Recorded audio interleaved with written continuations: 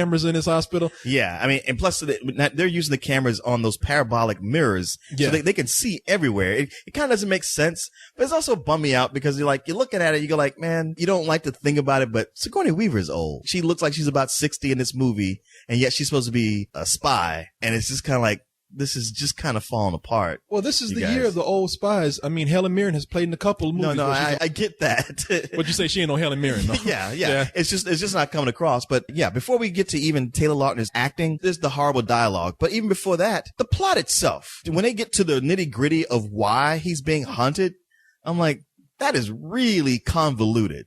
It's like for this Eastern European villain who wants to get him just so he can blackmail his dad to give him something else. I'm like, and they set up a website for whenever he logs on into it looking for himself, that's when they would find him. It doesn't make a lot of sense. It just doesn't hold water. And there's even a part early on where the assassins kill his parents and he's fighting the guy. And he's like, well, before you kill me, you need to know I put a bomb in the oven. And it's set for 6 seconds. So it completely blows up. But it's like, why would he have done something like that? First of all, that's what I'm talking about. There's so many lines of bad dialogue in this movie, laughable dialogue. Yeah, they had that scene where Taylor Lautner is trying to question the guy, and he looks up, and the way he says it, I know you said it already, but the way he says, he's like, I will tell you everything, but I'm not going to die here. There's a bomb in the oven. And Taylor Lautner runs to the kitchen to actually look in the oven. Yeah. You know, and I'm like thinking like, why did you put the bomb in the oven? Were you trying to cook that shit? I mean, you know, the only thing that came to my mind when he said that is like, one of these guys has been watching too much Cooking Channel. Yes. And before he actually put the bomb in the oven, he had on an apron. He had on like some mitts. He was pouring gravy on the bomb and everything. I could see Taylor Lautner run into the oven. He's like, no, don't go there. It's not done yet. You know? It's one of those bombs that's activated by turning your oven to 350. And once it heats up to that, that's when it explodes. But it's just laughing because the assassin, he didn't even set the timer with enough time for him to get out himself. Yeah. It just didn't make it. It's like, okay, fine. We'll move on from that. I'm not going to get hung up on it. The chase just seems to kind of go nowhere. It's like, there's a lot of them running around almost sort of aimlessly. I mean, it doesn't really tell them what they need to do. And they're running around on foot. It's easy for them to get caught, which they do a few times. Alfred Molina's motivation, you know, it's like he spells it out, but supposedly there's something more sinister to it. And that plays out in a way that's almost an afterthought. And also the special effects were really bad. Well, there's no real special effects in here. There's just, you know, a few explosions, some badly filmed chases, and it all adds up to feeling like a TV movie. I mean, this really is a cheap looking film. You're right. There's not a lot of special effects, but cheap is the word, because there's one where Taylor Lautner gets his face slammed into the glass of a train on the train window. And it's so obvious that crack in the glass was drawn on there. I was like, wow, y'all couldn't even crack the glass for real? No, I'm baffled by just how much they got wrong in the movie. Like I said, a lot of people want to center this on Taylor Lautner. It's not him.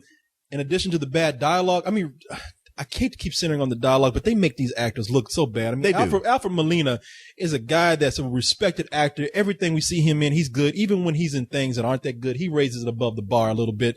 The editing is so bad. The dialogue is so bad that it makes these actors look terrible. There's a scene where there's a badly edited scene. It ends badly because it's cut in a way that's just, it ends on a line that's terrible. Alfred Molina is talking to Taylor Lautner. He puts down the phone and he's like, kids. And he has no emotion when he says it. It's almost like they took the worst take that they had, or they could only take the first one. And right when he says that line that's meant to be humorous, but has no humor to it, it cuts immediately.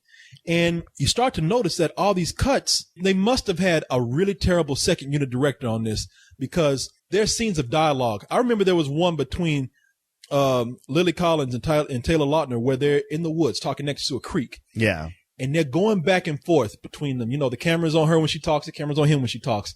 There's one part where it's an over-the-shoulder shot. Next shot, it looks like there's a midget holding the camera with her underneath her. Uh-huh. Next shot is like it's a far-away shot. And it's like, man, this was a movie where they probably want to hurry up and get this thing out because they wanted to cash in on Taylor Lautner's whatever fame and momentum he has going on with Twilight. They want to get that in. This movie was in a bidding war from Lionsgate. I don't know what. Really? This script was in a bidding war. And I'm looking like, for $1 million, this is what you were bidding on. This is what you wanted. Holy This cow. Terrible shit right here is what you wanted. This is what you were bidding for. The production company, you know, Taylor Made Productions, I'm sure they wanted to get this out so that they could like make Taylor Lautner more of a star before the next Twilight movie hit, or I guess with whatever anticipation that was leading into it. Yeah. They definitely don't want to do it afterwards because, maybe he might have, fell off a little bit after that movie. Sure. I mean, people might be done with Taylor Lautner after the third Twilight movie. So they got to get him in when they can right now. But Taylor Lautner in the movie, I don't think this is a movie where you can base how good or how bad an actor he is. This is not the film for that, because this movie, as stated before, is a movie where nobody comes out without a scar or a scrape or an injury. You're right. No one does. If you'd never seen these actors before, you would peg them all as just TV actors, nothing more. The thing is, Taylor Lautner, he's the star. It rests on his shoulders. He's really it's like, okay, look, he's not the worst actor, and he doesn't have quite this voice like he does in Twilight, but he also has zero charisma. Yeah. Well, with this kind of movie, I don't understand. With a director like John Singleton, now, I think that this was like a quick paycheck for him. Yeah. Because there doesn't seem to be any real inspiration behind trying to whatsoever. make this movie. People, really? If you've seen an episode of CSI, that episode probably has better special effects, better chase scenes, even a better story than this film.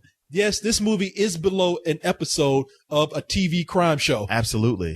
When you talk about lifeless, the way this movie wraps up with its twist, its story, it feels like they really they just wanted to end it. And it goes on long enough to where they should have ended it way before it ended. Yeah. How this didn't end at an hour and 20 minutes, hour and 30 at the very least baffles me, because it pretty much is sort of, there's a point when it's over. It's done. Everything's wrapped up. And yet, the goodbyes between Taylor Lautner and Sigourney Weaver, I thought lasted another 20 minutes. It was just like, all right, say goodbye, move on. But they're just kind of there. They're just lingering, just saying little things back and forth. I was sort of at a low rental, but y'all have really pushed this to some old bullshit for me. Yeah. I mean, and Taylor Lautner, he is a physical actor. There's a point early on, he flips off of a car. Off of a moving car, dives out of one, and then does some karate kicks. I'm like, well, look, the kid's got the physicality. I mean, I guess he had that back when he was Shark Boy. But at the same time, it's like, if he was really valued as a star, there's no way they would let him do some of those stunts. I do feel like people are being too hard on this kid because he's an easy target. Yeah. And it's not him that's bringing this movie down. I agree with you when you say that Taylor Lautner has, as you say, the action chops. He's got a good physical build, and even with that old scrunchy ass face, he's still a handsome guy. But the fight scenes in this, even though they're not exceptional, they're still choreographed pretty well. I mean, that's probably the only good thing that I can say about this movie. It's almost like John Singleton, that's the part of this film that interested him when it comes to directing the movie. It's almost like he looked at the script and said, well, the rest of this story is bullshit anyway, so I'm just going to concentrate on the action. This is a lazy production. Absolutely. This is a movie that felt like a tax write-off. Yeah. And I don't know why, because like I said, I think it's because it was just rushed. But, Taylor Lautner, boy, you better talk to your daddy and tell him hey man, what are you doing? Because if this is the movie that's trying to make you a star, trying to put you out there as some sort of action hero, this ain't it. And I'm sorry, I can only defend you so much before people. I'm trying, man, but you ain't giving me much to work with here. You gotta do better than this. This is not the kind of film that stars make their notoriety on. And he's got too much. He's got too many people wanting to hate him already to be fucking up like this. So yeah, I was going to give this movie a bottom of the barrel rental, but Taylor Lautner aside, when I start thinking of all the shitty camera work, when you lay it all out, all the bad editing, all the bad dialogue, the way that movie ended so sorry. Yeah. I'm like, what the hell am I thinking, man? And look, I didn't even walk out hating the movie. I could care less about this film, but all of the technical aspect of this movie is so bad that this makes it a bullshit. You know what? Look, let me tell you something. If y'all don't care, I don't give a shit either. Right. Why should I go the extra effort to care about this movie if y'all don't? You got the director sleeping behind the camera. You got midgets working cameras and all kind of stuff. I don't give a fuck. Don't put right? midgets down. It might not have been them. Maybe some Down syndrome kids. Hey, don't blame me. I was an Ewok. Although, maybe in Taylor Lautner's defense, he might be like, look, I couldn't go against my dad. I mean, the way my dad is in the film, that's based on real life. Look, I know the movie shit too, but what can I do? I know his dad is like, he's telling that, Dan, I really don't know about Sorry. Father knows best. I beat the shit out of him. You want to play with no rules? You better be careful what you let out the box.